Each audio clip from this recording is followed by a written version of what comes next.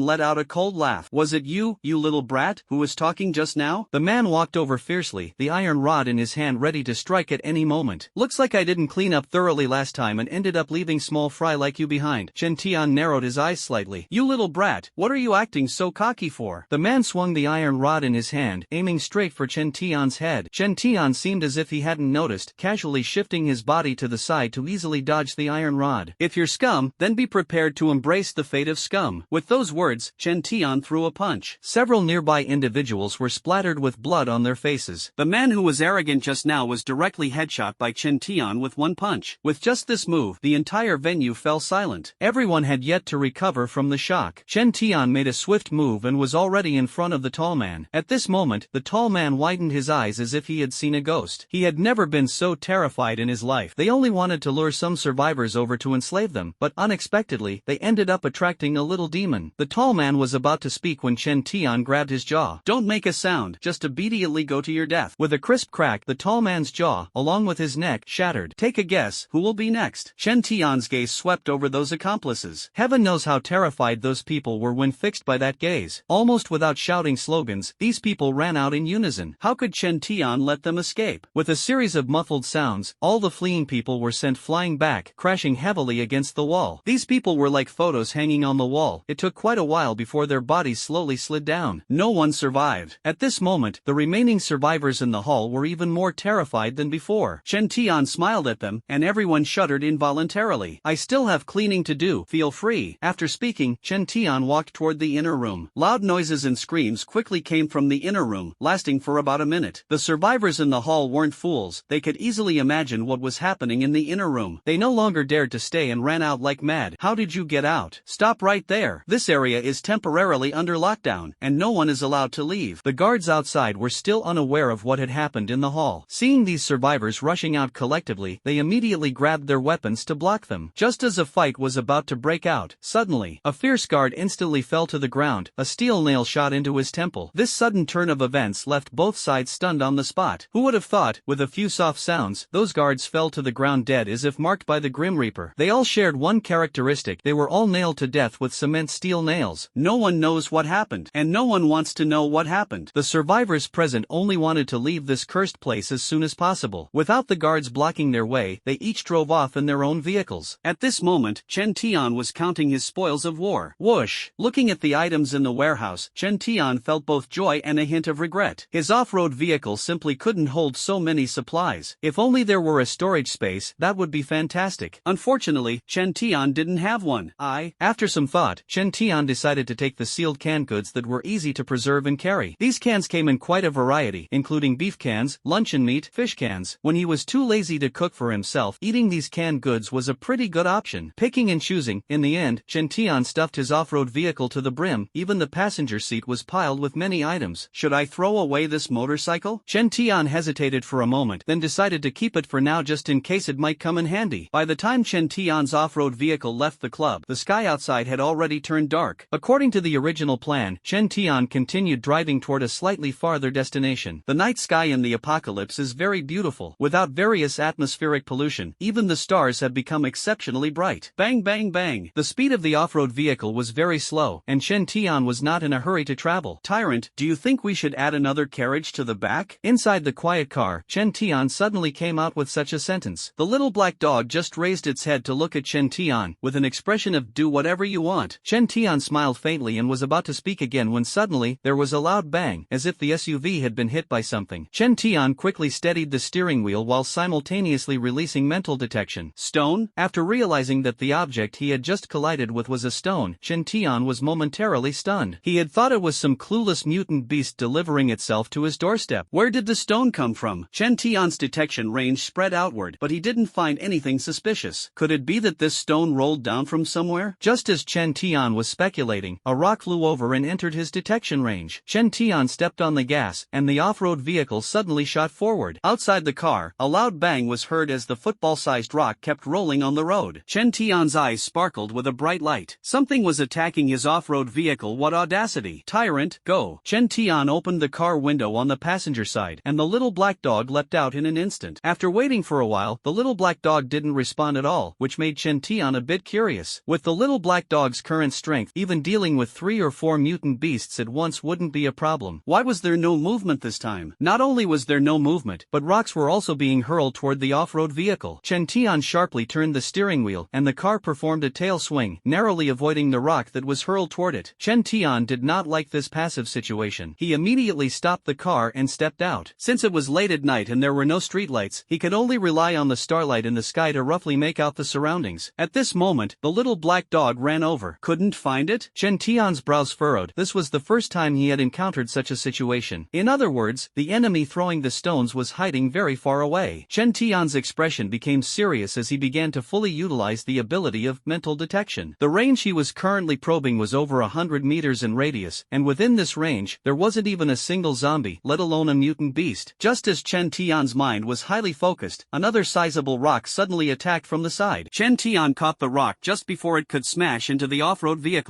This is an irregular rock, weighing about 300 to 400 pounds, which was blocked by Chen Tian with one hand at this moment. Go back. His arm suddenly exerted force, and the irregular rock flew back at an even more terrifying speed. At the same time, Chen Tian also chased after it. He wanted to see what was ambushing in the dark. The rock that flew backward seemed to have hit some structure, producing a loud crash. When Chen Tian arrived nearby, he only saw a collapsed wall and the massive footprints on the ground. Hiding, are you? Chen Tian searched around. Although he possesses the ability of spiritual detection, the range of his probing is limited, and after searching for a while, he still couldn't find the assailant. With no other choice, Chen Tian could only return to the off-road vehicle for now. Before he even reached the off-road vehicle, he saw the little black dog knocking down the flying rocks one by one. The mastermind behind the attack had actually changed locations to launch another assault. If it weren't for the little black dog guarding the car, even the sturdiest off-road vehicle would likely have been smashed and destroyed. Tyrant, well done, Chen Tian praised. The little black dog, having received praise, became even more excited. For it completely treated this harmless attack as a game. Tyrant, guard this place. After leaving his sentence, Chen Tian chased in the direction where the rock had just flown from. Unfortunately, the opponent had disappeared again. So cunning? Chen Tian tried several times but couldn't find the other party's figure, mainly because the nighttime visibility was too poor. In the end, with no other choice, Chen Tian drove the car into a building, planning to deal with the other party during the day. And so, the night passed like this. Early the next morning, Chen Tian began searching nearby and found many huge footprints, indicating that the assailant was a big creature. A mutated beast with a certain level of intelligence? Chen Tian knew that the opponent must have hidden itself. If it truly possessed intelligence, it would only act at night and would flee at the slightest sense of danger. Such mutant beasts are the most troublesome. But it doesn't matter. During the day, while improving his nin ability, Chen Tian's eyes underwent evolution, not only gaining night vision but also being able to clearly see objects a kilometer away. Woof woof woof. Now, there's a good show to watch. After becoming an awakened one, Chen Tian can enhance his mental energy through special cultivation. The cultivation method he uses is derived from the experiences of his previous life. It may not be the best, but it is highly practical. Interesting. Initially, Chen Tian only intended to expand the range of his mental detection. However, last night's experience made him realize he still had many shortcomings. Unexpectedly, after cultivating, he was directly rewarded with a pleasant surprise. Whoosh! His eyes have evolved. After the evolution, his eyes not only gain night vision like some animals but also the ability to see objects at an extremely long distance. This must be the essence of plants and trees that enhanced my potential. After a brief contemplation, Chen Tian attributed this evolution to the essence of plants and trees he had absorbed earlier. A subtle and intriguing smile appeared at the corner of his mouth as Chen Tian murmured, "Effort may not always match up to a stroke of luck, but effort ensures that when luck comes, you can seize it firmly." In high spirits, Chen Tian decided to adapt to his newly evolved eyes. He leaped onto a building dozens of meters high and used steel nails placed nearby to snipe zombies and mutated beasts a kilometer away. Boom! He had practiced this before, but back then, he could only accurately snipe targets within 500 meters. Now, things were different. Between two fingers, a long steel nail was held, and energy began to condense on it. Chen Tian's eyes had already locked onto a zombie under a street lamp a kilometer away. The moment his fingers loosened, the steel nail flew out, emitting a sharp sound as it pierced through the air. The zombie a kilometer away was instantly shot in the head with a loud crack. After piercing through its skull, the steel nail embedded itself deeply into the concrete ground. What a terrifying accuracy! What a horrifying destructive power! With a thought, Chen Tian moved, and another steel nail flew into his hand, as if it were loaded like a bullet. The tip of this steel nail pointed straight ahead, where, about 1,500 meters away, a mutated rat was gnawing on a corpse beside a manhole cover. The steel nail, carrying a mission of destruction, shot out once again. The mutated rat had no reaction at all and was directly pierced through the head by the steel nail, dying instantly. Feels pretty good. The corners of Chen Tian's mouth slightly curved upward, clearly showing that he was in a very good mood at the moment. The only regret now is that after the steel nail is enveloped by the energy, Chen Tian's exclusive energy can no longer act on it. Otherwise, the destructive power would be even more astonishing. The little black dog nearby didn't know what Chen Tian was doing, but it could sense that its little master's mood was excellent, so it barked twice in response. Chen Tian glanced at the little black dog and said with a smile, "When night falls, we'll settle the the score with that ambusher. The little black dog was never afraid of a fight, and it was eagerly looking forward to the arrival of night. Chen Tian calmed his mind and continued practicing. When there were no moving targets to aim at, he began focusing on stationary ones, such as the teacup placed on the computer desk in an office building 2 kilometers away, or, for instance, the punctuation marks on a billboard 2.5 kilometers away. This practice not only aimed to improve proficiency but also to enhance power. The night has finally fallen. After adjusting his state, Chen Tian drove his off-road vehicle, wandering around the nearby streets. Elite hunters always appear in the form of prey. He used the off-road vehicle as bait to lure the mastermind into making a move. The little black dog was placed on the roof of the off-road vehicle so that if any stones were thrown, it could intercept them immediately. "Don't rush, we have time," Chen Tian's voice came through. The night grew darker and darker. On the pitch-black street, Chen Tian's off-road vehicle appeared particularly conspicuous, with its lit headlights becoming the most noticeable target. While waiting, a sound of something breaking through the air finally came. The small black dog lying on the car roof instantly perked up its ears, then leapt up and swiped at the incoming rock with a paw. The concrete, the size of a coconut, was smashed directly. The small black dog landed back on the ground, striking a fierce pose as it stared in the direction the rock had come from. Although the little black dog has night vision, the distance it can see is limited. Chen Tian stomped the off-road vehicle to a halt, then agilely jumped out of the car. With a light leap, he was already standing on the roof of the off-road vehicle. His eyes were bright and piercing, scanning the surroundings. The objects hidden in the darkness had nowhere to hide. A smile appeared at the corner of Chen Tian's mouth. At a distance of 1,500 meters, there were several moving figures, 3 giant mutated apes. They were agile, capable of leaping between buildings, and would pick up nearby objects to launch projectile attacks. The ones throwing stones earlier must have been them. They were very alert. After throwing an object, they would leap to the next high point. No wonder they couldn't be found earlier. "You guys are having a blast." Chen Tian's eyes sparkled. "Now it's my turn." Whoosh! With a flick of his wrist, a steel nail appeared between his fingers. "Face judgment." Chen Tian raised his hand, and the steel nail between his fingers vanished instantly. A mutated ape thousands of kilometers away was preparing to throw the rock in its hand, but before its arm could exert any force, its head was pierced through. "Next is the second one." Chen Tian repeated the process, shooting out another steel nail. The powerful penetrating force not only killed another mutated ape but also caused its massive body to topple backward. It was likely the sound of the fall that startled the last remaining mutated ape. After letting out 2 caw-caw cries, it turned and fled. How could Chen Tian let it go? Another steel nail shot out. This time, the steel nail only pierced through the mutated ape's arm. It wasn't due to Chen Tian's lack of accuracy, but because the nail grazed an obstacle during its flight. Still trying to run, Chen Tian gave up continuing to use the steel nails and chased after it. The injured mutant ape's speed of escape had clearly decreased significantly, and since Chen Tian already possessed night vision, it simply couldn't get away. The moment it was locked in Chen Tian's gaze, its fate was already sealed. At this point, it was merely prolonging its last breaths. A muffled thud echoed as the fleeing mutant ape was kicked away by Chen Tian, its massive body directly twisting the rolling shutter of a shop. Chen Tian walked toward it step by step. "Oh, so it's not a mutant beast but an evolved beast." Looking at the enormous creature before him, Chen Tian's lips curved slightly. The biggest difference between mutant beasts and evolved beasts lies in who controls the body. If the body is controlled by the parasitic gene worm, it is a mutant beast. If the control of the body remains in the hands of the original host, it is an evolved beast. Chen Tian's little black dog is an evolved beast. Woof woof woof. After dealing with the 3 evolved beasts, Chen Tian obtained 3 evolution pearls. These 3 evolved apes, of all people to provoke, they just had to provoke Chen Tian. However, the law of the jungle is the rule of the world: either stand at the top of the food chain or become prey in someone else's eyes. Time flew by, and several days passed in the blink of an eye. Now, Chen Tian had accumulated a total of 110 evolution beads. Perhaps due to the drop in temperature, the chances of encountering mutant beasts had significantly decreased over the past 2 days. Even when they were encountered, they no longer had evolution beads within them. Thinking about it, in the city, how could there be so many mutated animals? Squeak! Let's try our luck in the county town before the first snow. Chen Tian took out his phone and pulled up the map. Found it. Let's go to this nearest county town. Chen Tian had already made up his mind. The little black dog in the passenger seat had no opinion on where to go. It only cared about whether it could find a worthy opponent. With a target in mind, the off-road vehicle began to accelerate, heading toward the nearest county town. It could be seen that the wandering zombies on the road were becoming fewer and fewer. The few that were spotted moved stiffly and sluggishly, likely not lasting more than a few days. After the apocalypse, survival of the fittest applies to zombies as well. It is estimated that when the weather gets colder, many groups of survivors will appear, gathering whatever supplies they can find. Chen Tian is not short on supplies. His off-road vehicle still maintains a fully stocked state. Many times, times, Chen Tian wonders whether he should switch to a larger vehicle. Thinking about the supplies he abandoned is truly a pity. It was only due to a lack of storage space that he had to choose to discard them. Since there were no other vehicles on the road, Chen Tian drove the off-road vehicle very fast, and in less than 2 hours, he had already reached the county road section. No kidding, he had just arrived and already encountered mutant beasts. They were 2 mutant mountain goats blocking the road, their size resembling elephants, charging over from a distance. Tyrant! Chen Tian just called out once, and the little black dog immediately understood, leaping straight out of the car window. Its speed was as fast as a black lightning bolt. The 2 mutant goats charging forward didn't take the little black dog seriously. Without slowing down, they lowered their horns, aiming for a combined kill. The little black dog's accumulated combat experience now was far beyond what it had been during its early days as a novice pup. It leaped forward, brushing past the mutated goat's horns, and sharp bone blades suddenly emerged from its front paws. The bone blades pierced directly through the back of the mutated goat's head. Using the momentum of its body, the little black dog twisted midair as it flew forward, its hind legs pushing off the back of the slain mutated goat, then lunged at another mutated goat with even greater speed. With another soft sound, using the same clean and efficient technique, the little black dog swiftly killed both mutated goats. Well done! Chen Tian parked the off-road vehicle nearby. Most of the time, he didn't need to take action himself. The little black dog could handle it. The little black dog wagged its tail, acting cute at Chen Tian's feet. For those who didn't know, who could have imagined that such a small creature was actually a very fierce evolved beast? Sure enough, luck comes when you change places. Chen Tian found 2 evolution pearls from the bodies of these 2 mutated mountain goats. With this, the number of evolution pearls he had collected had reached 112. Despite collecting so many evolution pearls, Chen Tian had not used any of them yet. The main reason was that his strength was steadily increasing, and he temporarily did not need to absorb the energy of the evolution pearls. Ah, what a pity about these 2 large mutated goats. We can't take them all with us, Chen Tian said regretfully. Inside the car, there wasn't much space left. Chen Tian thought for a moment and finally decided to throw out his rarely used motorcycle. Although it freed up some space, it still wasn't enough. No way, Chen Tian, adhering to the principle of minimizing waste, used the tang dao to process the mutated goat. The meat that couldn't fit was temporarily fixed on the roof of the car, wrapped in plastic to ensure it remained edible. The off-road vehicle restarted and headed toward the county town. While driving, Chen Tian thought to himself that he really should get a new car. A military truck would be ideal, as it could hold a lot more. As he was driving, a dark shadow suddenly darted out onto the road ahead. It is a pitch-black mutant dog. Chen Tian identified through its eyes that it was actually an evolutionary dog. Even more coincidentally, it turned out to be a dog evolved from a black wolf dog. This is truly interesting. Chen Tian glanced at the little black dog on the passenger seat. The little black dog's fighting spirit surged again. It didn't regard the other party as its kind. Despite their similar appearances, they had long ceased to be the same species. The little black dog was about to jump out of the car window, but Chen Tian stopped it. Chen Tian noticed a woman running out from one of the buildings. Black Fong, come back. The woman ran while calling out. The evolved dog blocking the middle of the road reluctantly walked to the woman's side. To have an evolved dog by your side after the apocalypse is quite lucky. Chen Tian was just thinking this when the woman walked over with a strange expression. Please don't be afraid. My black-toothed beast won't attack people easily, the woman said loudly. Move out of the way. Chen Tian rolled down the car window and said coldly. The woman was visibly stunned when she saw Chen Tian. She clearly hadn't expected the driver to be a teenager. Could you please help me? A friend of mine is trapped in a room and can't get out. She's been trapped for 2 days, the woman said anxiously. Not interested, can't help. Wait, seeing the young man about to leave, the woman said urgently, I won't let you help for nothing. I can share some food with you. Food is the last thing I lack. After speaking, Chen Tian rolled up the car window, ready to drive away forcefully. The woman hurriedly tapped on the car window. What about this? Will this work? Chen Tian caught a glimpse out of the corner of his eye and was momentarily stunned. In the woman's hand, she was holding an evolution pearl. She actually has an evolution pearl? This indeed surprised Chen Tian. Because mutated beasts with evolution pearls in their bodies are usually very powerful, the big black dog raised by the woman might not be able to hunt them down. So where did her evolution pearl come from? Rolling down the car window again, Chen Tian carefully observed the woman. Her face was pitch black, seemingly unwashed for several days. Her lips were somewhat chapped, a symptom of dehydration. Judging by her age, she appeared to be around 20 years old. Where did the thing in your hand come from? Chen Tian asked. I picked it up by chance. It's very magical, it has warmth, and when kept in my pocket, it can resist a certain amount of cold, the woman hurriedly replied. A evolution pearl, delivered right to him. Chen Tian had no reason to refuse. He wasn't in a hurry, so accompanying this woman for a trip wouldn't hurt. More importantly, he was very curious about the blue energy crystal described by the woman. It definitely wouldn't be the essence crystal of plants and trees. However, the fact that it could emit special energy and block the passage was worth studying. The woman got on the vehicle, and upon seeing the pile of food filling the compartment, she was completely stunned. So much food, and it all belonged to this young man alone. Compared to this young man, the little food she had left was like that of a beggar. Now, she finally understood why the young man had said earlier that he wasn't lacking food, he was lacking everything except food. Guide the way, where is it? Chen Tian's voice suddenly rang out, interrupting the woman's surprise. Not far, just turn left up ahead, the woman hurriedly replied. The big black dog she raised couldn't get in the car and could only run behind it. The place the woman mentioned was really not far. It took less than 10 minutes by car to get there. This is it. The woman suddenly spoke and stretched out her hand, pointing ahead. Chen Tian stopped the car and followed the direction of the woman's finger, seeing an entrance to a downward sloping passage. My friend is trapped inside. The woman hurriedly explained and described the situation at the time. We were just trying to search for some food, but unexpectedly, that eerie thing suddenly appeared and separated me from my friend. Tyrant, guard the car. After saying this, Chen Tian directly got out of the car. Only then did the woman realize that the little black dog on the car was called Tyrant. What a strange name. I've tried many methods, but that barrier is particularly sturdy. Maybe we could try ramming it with a car, the woman said, her voice growing softer toward the end. This was the real reason she asked Chen Tian for help. The off-road vehicle Chen Tian was driving looked powerful and imposing, clearly equipped with high horsepower. As for Chen Tian himself, the woman didn't hold much hope. Chen Tian ignored the woman and walked straight down the passage. The originally dark passage now appeared very bright because of that strange glowing crystal. What exactly is this? Chen Tian stopped and stood still, observing the opposite side from a distance of more than 10 meters. In the passage directly ahead, a massive blue crystal hovered, emitting a faint blue glow that formed a barrier. Whoosh! With a flick of his wrist, a steel nail flew out from between Chen Tian's fingers. The steel nail struck the barrier but was unexpectedly bounced back. Due to its speed, the woman nearby didn't notice at all. It's already been 2 days. I wonder how Xiangrong, trapped inside, is doing. The woman muttered. Her friend was named Li Xiangrong, sharing the same surname as her, and the two had met after the apocalypse. Wait for me outside. At that moment, Chen Tian suddenly spoke. The woman was startled and curiously asked, what are you planning to do? Why are you asking so many questions? Chen Tian's voice suddenly turned cold. The woman was intimidated by Chen Tian's aura. Thinking that staying here wouldn't be of any help, she nodded and said, then I'll go outside and keep watch for you. Without the woman distracting him, Chen Tian began to study the crystal. Mental detection, full release. He wanted to figure out what exactly was inside the crystal. Buzz. Unexpectedly, at this moment, the floating crystal suddenly showed some unusual movement, with white symbols appearing on its surface. In an instant, Chen Tian's mind received some strange information. Mental index, brain domain expansion, divine power. Disjointed pieces of information flooded into Chen Tian's mind, drawing him step by step closer to the crystal. The blue barrier, impenetrable even by steel nails, was effortlessly passed through by Chen Tian at this moment. Following the guidance of the information, Chen Tian slowly extended his finger and gently pressed it against the crystal. In an instant, a bizarre scene unfolded. The massive blue crystalline structure unexpectedly began to evaporate and vaporize at this moment, like blue dust rising and slowly disappearing into nothingness. The passage started to grow dark, and everything returned to calm. So the rumors weren't baseless. The culprit behind the apocalypse might truly be an alien civilization. Chen Tian recalled memories from his past life. There were rumors that remnants of what seemed to be an alien spaceship were discovered in the ocean, and the apocalypse erupted because something from the alien spaceship leaked out and caused it. Previously, Chen Tian didn't believe it, but now, he has started to believe a little. The information received in his mind was a language of civilization not belonging to this planet. If it hadn't been directly transmitted to his mind, he wouldn't have understood the meaning of those strange symbols at all. That blue crystal is called the Star Spirit Crystal, a masterpiece of alien civilization, designed to help those with sufficient mental power awaken their abilities as a psychic. Thanks to Chen Tian's mental power meeting the requirements, otherwise, he wouldn't have been able to activate that Star Spirit Crystal at all. Now that he thinks about it, Chen Tian finally understands why those few thought power masters standing on the first rung of the strong in later generations possess special abilities. It turns out they had all obtained that Star Spirit Crystal and achieved awakening. No wonder he couldn't awaken special abilities no matter how hard he tried to enhance his mental power before it turns out he was missing that Star Spirit Crystal. Finally, it all makes sense. Some things cannot be obtained through effort alone. If you want to join the ranks of the strongest on the first step, you must seize the opportunity first. A faint smile appeared at the corner of Chen Tian's mouth. This time, with the help of the Star Spirit Crystal, he finally awakened a special ability Private Domain. The Private Domain is a spatial ability that exists in Chen Tian's mind, a private space exclusively under Chen Tian's control. It can be expanded through mental energy. However, there is currently a simpler and more convenient method, which is to use the evolution pearl. Chen Tian did not carry the evolution pearl with him, so he could only test it after returning to the car. Because of this ability awakening, my mental strength has also improved. Chen Tian discovered another reason to be happy. The range of his mental detection has now directly expanded to a radius of 300 meters. As for the maximum number of flying knives he can control, Chen Tian hasn't had the chance to test it yet, but it seems to have increased significantly. Gene Hail, awakening exclusive skills, Star Spirit Crystal, awakening special abilities. It seems that alien civilizations have two types of military systems. At this moment, Chen Tian was becoming increasingly curious about alien civilizations. In the future, if given the chance, he must search for the alien spaceship that fell into the ocean. For now, the priority is to rescue the woman trapped inside. Chen Tian had already discovered the woman through his perception ability. Lin Yan, waiting outside the passage, finally saw the young man walk out. To her surprise, the young man was carrying her friend Li Xiangrong in his hand. Is this the person you wanted to save? Chen Tian threw the unconscious woman onto the ground. Xiangrong, wake up, it's me, Lin Yan. Lin Yan kept calling her friend's name, her heart filled with questions at this moment. How exactly did the young man rescue Li Xiangrong? Chen Tian, however, paid no attention to the two women, curled his lips, returned to the car, and took out the evolution pearl. He couldn't wait to study the newly awakened ability. One evolution pearl can actually expand a space the size of a bedroom. After testing, Chen Tian came to this conclusion. In order to understand the ability of private domain, he directly used 5 evolution beads, thereby gaining storage space equivalent to 5 bedrooms. This space is enough to fit several off-road vehicles. Truly magical. Chen Tian placed a box of canned beef into the private domain space, completing the action with just a thought. Through mental power, Chen Tian could see the items stored in the space, and retrieving them was simple, accomplished with just a single thought. Chen Tian tested it several times and discovered that only objects he touched could be stored in the private domain space. With this ability, I'll never have to worry about space issues again. Feeling delighted, Chen Tian began storing some items from the carriage into the private domain space. In no time, a large area inside the carriage was cleared. The little black dog was clearly unaware of where all those things had disappeared to, but it was very happy about the expanded space, bouncing around on the back seat. Suddenly having so much extra space, I'm a bit unaccustomed to it. Muttering to himself, Chen Tian's lips maintained a constant upward curve. Wait a moment, we need to gather some supplies. Now that the space is bigger, we don't have to worry about wasting anything we find. Chen Tian was making plans in his mind until he saw the two women walking over, which finally stopped his daydreaming. The car window was tapped, and the woman's voice came from outside. Can I trade some food with you for a bottle of water? The one speaking was the woman named Lin Yan. Chen Tian rolled down the car window and directly tossed 2 bottles of mineral water to them. It's on me. Lin Yan was momentarily stunned. Before coming over, she had even mentally prepared herself for rejection. How did this young man suddenly become so agreeable in the blink of an eye? After being dazed for a while, Lin Yan finally managed to say 2 words. At this moment, Chen Tian opened the car door and stepped out. Thank you. My name is Lin Yan, and this is my friend Li Xiangrong. Thanks to your help this time, Lin Yan said while introducing herself, expressing her gratitude once again. Chen Tian observed the two women, both disheveled and unkempt, clearly having endured significant hardships, especially Li Xiangrong, who had just woken up. She had been trapped in that passage for 2 days and looked very haggard. Have you encountered any other strange or unusual things before? Chen Tian asked curiously. We came across many zombies, as well as animals that had turned terrifying. Lin Yan's words were interrupted by Chen Tian. That's not what I'm asking. Have you encountered similar glowing energy bodies elsewhere? Shaking his head, Lin Yan said, no, we had been hiding in the room before. Since it felt like there were fewer monsters recently, we came out to look for some resources. We haven't been to places too far away. Chen Tian stopped asking further questions. The Star Spirit Crystal is a rare and elusive item. Encountering it once is already a 1 in a million chance. How could it possibly appear repeatedly? Are you alone? Why don't you join us? Now that the world has become like this, having one more person means having more strength. Lin Yan extended an invitation to Chen Tian. I'm used to being alone. Chen Tian directly refused. Lin Yan asked again, have you come across other survivors? Many. The corners of Chen Tian's mouth curled up. Not long ago, he had dealt with a group. Where are they? Lin Yan asked excitedly. After the apocalypse broke out, she had only encountered Li Xiangrong. Of course, this was directly related to her staying holed up in her room. Some people died, and some followed the army to the safe zone, Chen Tian said casually. Safe zone? A safe zone established by the government? Where is it, and how do we get there? Lin Yan and her friend Li Xiangrong became excited at the same time. Chen Tian was in a good mood, so he said a few more words to them. I'm so stupid, why didn't I think of listening to the radio? Lin Yan said, somewhat self-reproachfully, as she tapped her head with her hand. Li Xiangrong asked, are you going to the safe zone? Can you take take us with you? The two of them didn't have a car, only a large evolved black dog by their side. I'm not going to the safe zone, and I'm not heading in the same direction as you, Chen Tian answered directly, leaving no room for misunderstanding. Two women looked disappointed, but their attention was quickly diverted. Chen Tian took an alcohol stove out of the car, preparing to enjoy a meal of hot pot lamb. Before long, a rich aroma wafted out. For the two women who hadn't had a full meal in a long time, this scent was overwhelmingly tempting. Watching the tender, fatty slices of meat being placed into the bubbling broth, the two women couldn't help but swallow hard. It's truly unexpected that even in the apocalypse, someone can still live so comfortably. Want to eat? Chen Tian asked the two women. The two women nodded simultaneously. I'll treat you, Chen Tian generously invited. What he had in abundance was food. The amount of mutated beast meat he had discarded could not even be measured in tons. At this moment, he was in rare high spirits, especially since this woman named Lin Yan had brought him such a great opportunity. The evolution pearl he had obtained earlier was already a huge gain for Chen Tian, so treating them to a meal was no big deal. Besides, Chen Tian was looking forward to the possibility that these two might bring him more surprises in the future. The two women were truly famished. They completely abandoned any pretense of restraint and immediately gathered around. Before eating, Chen Tian said to the woman named Lin Yan, keep an eye on your dog and make sure it doesn't try to snatch Tyrant's food. It has a bad temper, and if it injures your dog, I won't be responsible. Hearing this, Lin Yan laughed outright. That little black dog called Tyrant was so tiny. How could it compare to her Black Fawn? Black Fawn was strong, fierce, and, most importantly, protective of its owner. Who would injure whom was still up for debate. To prevent Black Fawn from bullying the little black dog, Lin Yan deliberately took out some food from her backpack and tossed it to her Black Fawn, while reminding it, you can't bully your own kind. The rolling slices of lamb were already cooked, and the two women began devouring them ravenously. They had never eaten anything more delicious in their lives. Eating barbecue and drinking mineral water, if only life could be like this every day. As they were eating, a sudden muffled bang was heard, and Lin Yan's big black dog unexpectedly flew past in front of them. Lin Yan was instantly stunned, and Li Shangrong was also taken aback. Only Chen Tian continued to leisurely eat the meat in his bowl, softly saying, I told you, my tyrant has a habit of guarding its food. It was only then that Lin Yan realized that the little black dog raised by the young man had also evolved in the apocalypse. Li Shangrong, watching the little black dog display its might, had her eyes light up even more. She had always envied the big black dog by Lin Yan's side, strong, protective, and had helped them solve many troubles. If only she had such a loyal dog herself, how wonderful that would be. So, shamelessly, Li Shangrong said to Chen Tian, little brother, why don't you give your little black dog to your sister? Your sister really loves dogs. Details reveal character. As soon as these words were spoken, Chen Tian's expression changed. The originally warm atmosphere immediately changed because of Li Shangrong's words. Chen Tian's gaze turned sharp at this moment, and he directly ordered them to leave. You have 1 minute to disappear from my sight.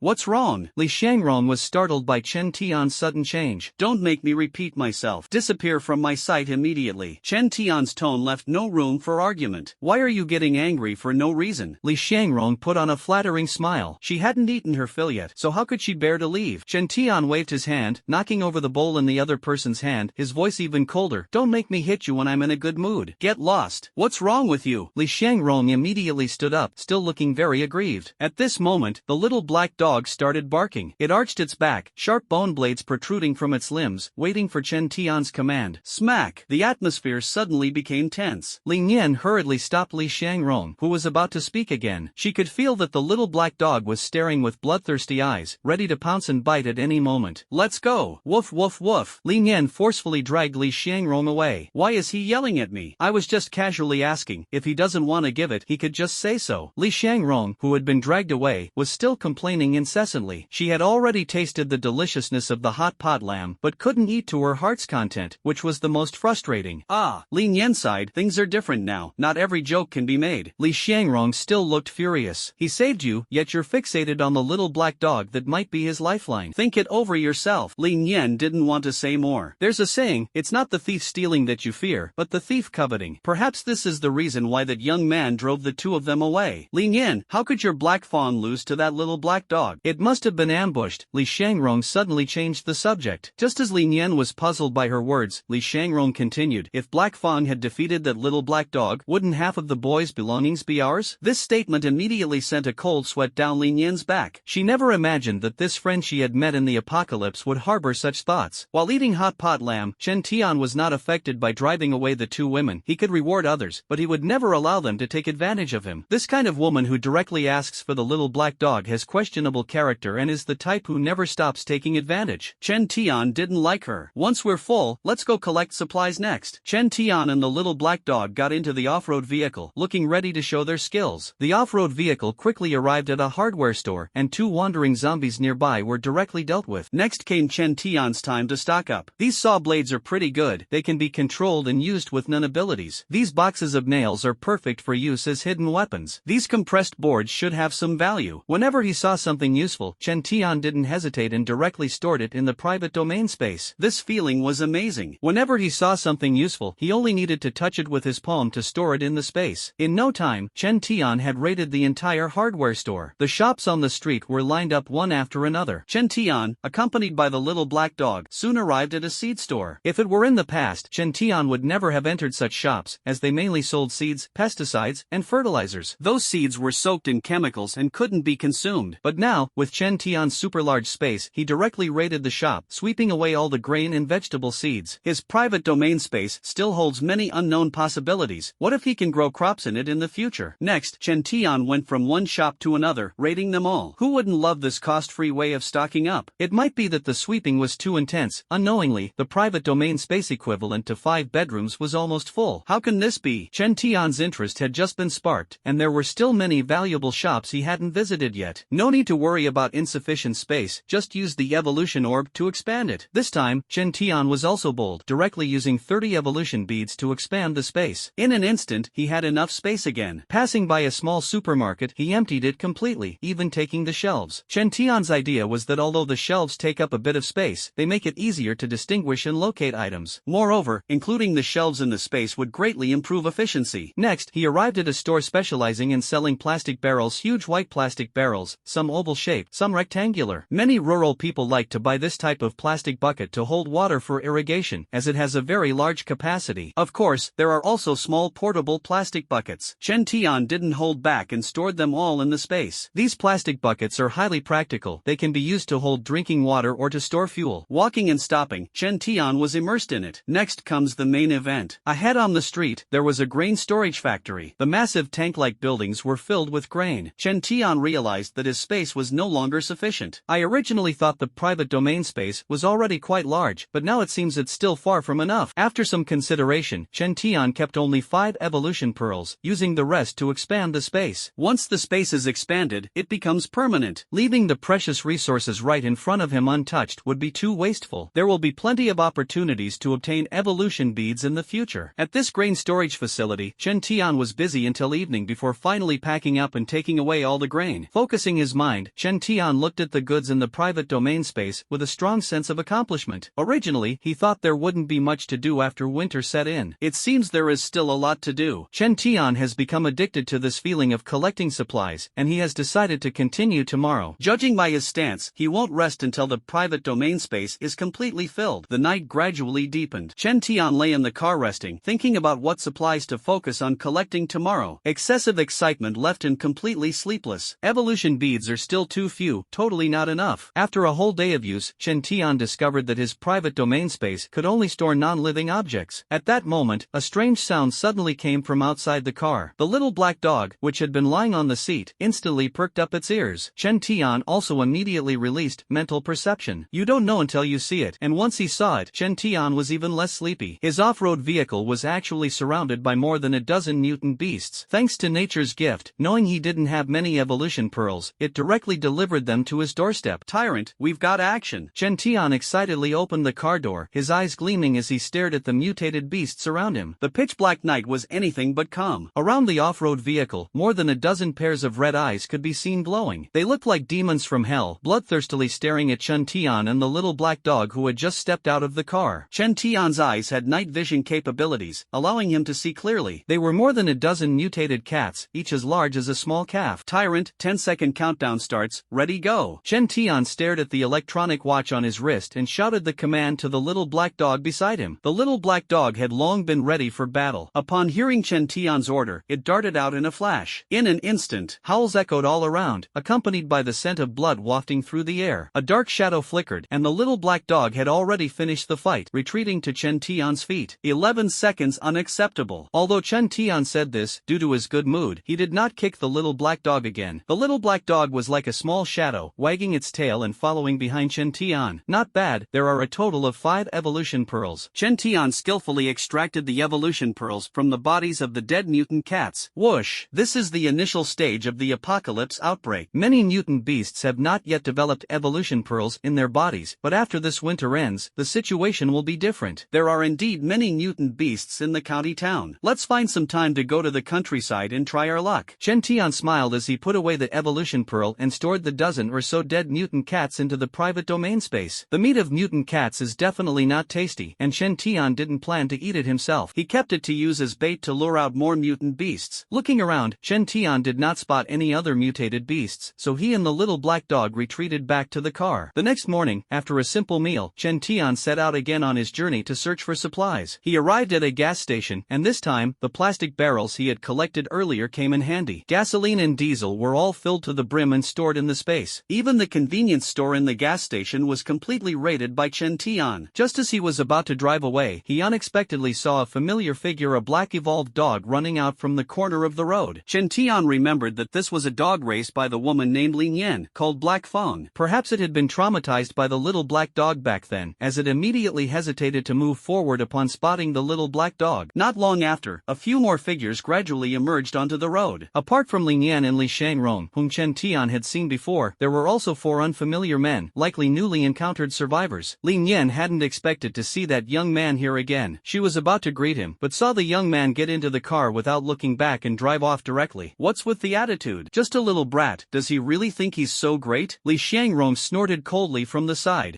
Lin Yan glanced at Li Shangrong and thought to herself, that boy really is remarkable. At such a young age, he's managed to survive on his own, and he's living a more fulfilling life than all of us combined. Everyone, hurry inside and take a look. Don't let that little brat snatch up all the good stuff, Li Shangrong said loudly. Thanks to the evolved dog Black Fong, she was emboldened and began issuing orders to the other survivors. The 4 gentlemen traveling together were encountered unexpectedly yesterday evening, and everyone teamed up to act together, feeling more confident. There's nothing left inside. Soon, a man's voice came from inside the convenience store. The others walked over to take a look. Wow, it was as if locusts had swept through, completely cleaned out. The entire convenience store had only a few mops leaning against the corner of the wall. It must have been that little brat who moved everything away. We should have stopped his car, Li Shangrong said angrily. Lin Yan, who was standing nearby, couldn't bear to listen any longer and quickly said, he's just a kid. How much could he possibly move? Besides, his off-road vehicle is only so big. Others might not know, but she was well aware that the boy's car was packed full of food. How could he possibly transport anything from here? Someone must have been here before, or this convenience store was renovated earlier, and the goods haven't been moved in yet. Li Shangrong stopped talking because she knew that in this group, Lin Yan was the one with the most authority. After all, he had a powerful big black dog. Hey, come quickly, this gas station seems to be completely out of fuel. At this moment, another man's voice sounded. Before coming here, they found a large agricultural tractor, and one of the 6 knew how to drive it. Unfortunately, the tractor was out of fuel, which is why they came here. Whether it was bad luck or they didn't check the almanac before heading out, their subsequent search was as unlucky as it could get. They finally discovered a shop, but as soon as they went in empty. Then they found another shop, and upon entering, there wasn't even a single strand of hair. Compared to them, Chen Tian's luck was much better. He visited several shops in a row, reaping abundant rewards. If this keeps up, I'm afraid there won't be enough space again. Chen Tian decided to first take a trip to the countryside to see if there were any mutated beasts. He opened his phone, pulled up the map, and directly chose a village marked with the word farm. Having a farm is great. Where there is a farm, there will certainly be many livestock, and naturally, there will also be many mutant beasts. Facts have proven that Chen Tian's choice was not wrong. It was a cattle farm, and before Chen Tian's off-road vehicle even got close, he spotted several massive mutant cows. Chen Tian still remembers that the first mutated cow he hunted was before the full outbreak of the apocalypse. The cow horns he obtained were even made into weapons by him. Unfortunately, those 2 horn spikes were shattered during the confrontation with the essence of plants and trees. Now, suddenly encountering so many mutated cows, and their quality being far superior to the first one he hunted, Chen Tian feels like he has work to do again. Today's lunch will be grilled steak. Chen Tian's gaze was fiery as he jumped off the car together with the little black dog. Those mutated cows clearly had no idea what kind of existence they were facing. Upon discovering intruders, they immediately went berserk and charged over. Tyrant, let's have a competition to see who ends up with the most spoils, Chen Tian said with a smile. smile. Woof! The little black dog is quite smart. After barking once, it immediately dashed out. Looks like it's planning to strike first. In less than 5 minutes, all the mutant cows on the farm were dealt with a total of 27. Chen Tian directly harvested nearly 20 evolution pearls. Looking at the mutated cows piled up like a small mountain, Chen Tian directly extended his palm and with a thought, collect 27 mutated cows, all stored in the private domain space. With food in hand, there's no fear in the apocalypse. Chen Tian laughed smugly, ready to stroll around, when suddenly, a sharp whistling sound came from overhead. The speed was very fast, and in the blink of an eye, it had already reached close to Chen Tian. The attacker of Chen Tian was a mutated bird. From its appearance, it seems to have transformed from a pigeon. Its speed is very fast, like a sharp arrow. The sharp-pointed beak, under the sunlight, emits a chilling gleam. This could definitely pierce a bloody hole in an ordinary person, but Chen Tian is not an ordinary person. A sidestep and a reach, and this mutated pigeon was directly grabbed by the neck by Chen Tian. Your ambush skills are really lacking. Chen Tian smiled faintly, looking at the struggling mutated pigeon in his hand. Without giving the mutated pigeon another chance to struggle, Chen Tian's fingers directly pierced through its head. When he pulled them out, a transparent little bead was pinched between his fingers. This was the evolution pearl. It's truly surprising that such a small-sized mutant beast could also produce an evolution pearl. Chen Tian couldn't help but look up. He noticed several mutant pigeons still circling in the sky. Placing the mutant pigeon in his private domain space, Chen Tian bent his knees to gather strength. In the next moment, with a loud bang, he propelled himself directly into the air using the force of his stump. As his body reached the high altitude, Chen Tian raised his hand and retrieved a handful of steel nails from his private domain space. These steel nails turned into deadly hidden weapons, instantly striking down the mutant pigeons flying around. When Chen Tian landed back on the ground, the little black dog was already fetching the mutant pigeons one by one. Not raised in vain, it knows what to do. From the bodies of these mutated pigeons, Chen Tian harvested 3 evolution pearls. In the following days, Chen Tian and the little black dog hunted everywhere, almost clearing out the mutated beasts within dozens of miles. The results made Chen Tian very satisfied. The evolution pearls he had accumulated in his hands had already reached a total of 112. Looking at this bag of evolution pearls, Chen Tian couldn't stop grinning. This could double the size of his private domain space, allowing him to collect freely and without restraint once again. It's estimated that it's already difficult to encounter evolved beasts around here. Let's head back to the county and explore those few unexplored areas. Chen Tian drove his off-road vehicle toward the county. Evolved beasts are alive, while supplies are lifeless. Chen Tian can hunt evolved beasts at any time without worrying about anyone competing with him, as others avoid them like the plague. Supplies are different, they can be snatched up by others. Take, for example, the survivor team formed by Li Nian and Li Shangrong. At this moment, they are searching for supplies everywhere. Their luck has been pretty good these past 2 days. They found some food and water, and even a vehicle, a silver-white van. However, luck can't last forever. They encountered trouble on their way to a cold storage facility. A mutated beast hiding there attacked them, but fortunately, the big black dog beside Li Nian reacted quickly and engaged in a fierce fight with the beast. Black Fong has already subdued the monster. Let's hurry and help, Li Nian urged. However, none of the 4 men accompanying her wanted to step forward and help. If we don't go now, we'll miss the opportunity. Li Nian was anxious, seemingly having figured out what these people were thinking, and said angrily, if you won't go, I'll go myself. After saying that, Li Nian grabbed an axe and headed toward the scene of the fight. Li Nian, don't do anything foolish. Li Shangrong grabbed Li Nian tightly. In this team, there were only 2 women, her and Li Nian. If something happened to Li Nian, how could she continue to act as if she had authority? Shangrong, let go of me. Li Nian, it's too dangerous for you to go over there. I can't let you take the risk. Li Shangrong spoke well, but her true thoughts were, only if you're safe can I live well. In Li Shangrong's eyes, Li Nian was someone with a simple mind, easy to deceive, and such people were the easiest to control. Although she didn't have a loyal evolved dog, if she could control Li Nian, it would be equivalent to controlling that big black dog. During the struggle between the two, the battle over there took a sudden turn. The big black dog was severely injured and fell to the ground by the mutated beast, while the mutated beast was also injured and directly leapt over the obstacles and ran away. Black Fong. Li Nian pushed Li Shangrong away and ran straight over. At this moment, the big black dog was covered in blood, lying there, trying several times but unable to stand up. Li Nian's mood at this moment felt as if a knife had been stabbed into her heart. Black Fong was her companion and had saved her from danger multiple times. Black Fong, hold on a little longer, I'll bandage you up right away. Li Nian hurriedly ran out to grab the medical kit from the van, but when she returned, she saw a scene she couldn't accept. Her companions were actually laying a cruel hand on her. Black Fong. What are you doing? Li Nian rushed over like a madwoman. The few people who were just using sticks to strike the big black dog immediately moved aside. The big black dog, already injured, was now on the verge of death under the combined attack of these people. Li Nian Nian stared at them with a look of hatred. Why are you doing this? Li Nian, calm down. We're doing this to spare Black Fawn from suffering. It's so badly injured that it can't be saved, Li Shangrong quickly explained. You venomous woman, I must have been blind back then to consider you a friend. Li Nian's eyes were bloodshot. Who said her Black Fawn couldn't be saved? It's just an external injury. With some care over time, it will heal. Don't think she doesn't understand what these people are thinking. They're eyeing the meat of Black Fawn. She had heard on the semiconductor radio before that eating the meat of mutant beasts could make people stronger. Li Nian, step aside. If you can't do it, we can handle it for you, Li Shangrong said again. What's the point of all this talk? After eating the mutated beast's meat, we can all become very strong. We won't need an animal to protect us anymore. At this moment, a man blurted out bluntly. Don't even think about it. Li Nian held a weapon, shielding Black Fawn. Li Nian, accept reality. Black Fawn's death is a waste anyway. It's better to let everyone share and eat it, so we can all become stronger. Li Shangrong continued to persuade from the side. She no longer needed to deliberately curry favor with Li Nian. Everyone was equal now. At this moment, Li Nian felt like killing Li Shangrong. If her guess was correct, it must have been this woman who instigated everyone to do this. She now feels a bit regretful. When that young man saw through Li Shangrong's character, why couldn't she have been more resolute? Now, not only has she harmed Black Fawn, but she's also harmed herself. Get lost. Don't hold us back from getting stronger. Do you really think you're the leader? I've had enough of you for a long time. If you keep babbling, do you believe I'll deal with you right here and now? Former companions have all torn off their masks at this moment, each glaring with eyes that seem ready to devour flesh and drink blood. Li Nian's body was trembling, both from anger and fear. At that moment, the sound of footsteps came from outside. Before long, a young man carrying a hiking backpack walked in with a calm expression. It's you! Li Shangrong immediately recognized Chen Tian. Everyone, don't let him escape. He has a lot of good stuff in his car. Chen Tian stopped in his tracks, looking at this woman courting death. Back then, he already felt this woman was no good, and sure enough, his intuition was spot on. Don't be afraid, he's just one person. There's also a little black dog on the car. If it can be tamed, it will be as formidable as Black Fawn, Li Shangrong continued. Chen Tian curled his lips. What kind of judgment does this woman have, actually comparing that big black dog to his meticulously trained tyrant? There must be a lot of food and water in his car. Oh, Li Shangrong's eyes suddenly lit up. He has mutant beast meat stored in his car. He even treated me to some before. Upon hearing mutant beast meat, the four men who had been somewhat hesitant immediately revealed greedy expressions. The radio broadcast made it very clear that eating mutant beast meat can enhance physical fitness and has a certain probability of enabling human evolution. In a perilous post-apocalyptic world, who doesn't yearn for power? Sometimes, people would even fight to the death over a weapon, let alone this mutated beast meat that can help one break through. At this moment, Li Nian, who was guarding the big black dog, shouted angrily, Li Shangrong, are you even human? He saved your life, and this is how you repay him? Li Shangrong sneered disdainfully. I never begged him to save me. And you few, do you have any conscience left? Snatching something from a child, aren't you ashamed? Li Nian vented his dissatisfaction. Conscience? What a worthless thing. Can it be eaten? Only a foolish woman like you would have such naive thoughts. Look at the world now, and you're still lecturing me about morals? Bah! A man who appeared very refined immediately retorted. Someone, growing impatient, directly asked Chen Tian, kid, do you have mutant beast meat in your car? Li Shangrong interjected from the side. He won't say anything. We just need to get his car keys and take a look to find out. I have mutant beast meat, and plenty of it. At that moment, Chen Tian suddenly spoke with a smile. His response left Li Shangrong momentarily stunned, but she quickly regained her composure. See, I told you. I bet he has plenty of good stuff in his car. Li Shangrong kept exaggerating and embellishing. She still held a grudge against this young man, and this was the perfect opportunity to settle the score. Kid, give me your car keys. A rather burly man walked toward Chen Tian, but before he got close, he stopped. The young man raised his hand, holding a pistol, with the barrel pointed directly at him. No one had expected this. Don't scare people with a toy gun. The sturdy man, who was intimidated, perhaps feeling he had lost face, immediately started shouting. However, before he could finish his sentence, his words were drowned out by the sound of a gunshot. A single shot to the head, and the sturdy man died instantly. Everyone was stunned. Looking at the corpse lying stiffly on the ground, the others felt a chill run down their spines. That gun was real. Even more terrifying, the boy actually dared to shoot. The silence at the scene was suddenly broken by 3 gunshots. Chen Tian fired 3 shots in succession, taking down the 3 men who had just tried to make a move. His marksmanship was precise, with each bullet piercing through their foreheads. The muzzle of Chen Tian's gun shifted direction, aiming at the terrified Li Shangrong. Li Shangrong was almost scared out of her wits. If she had known how terrifying this young man was, she wouldn't have dared to provoke him no matter what. Don't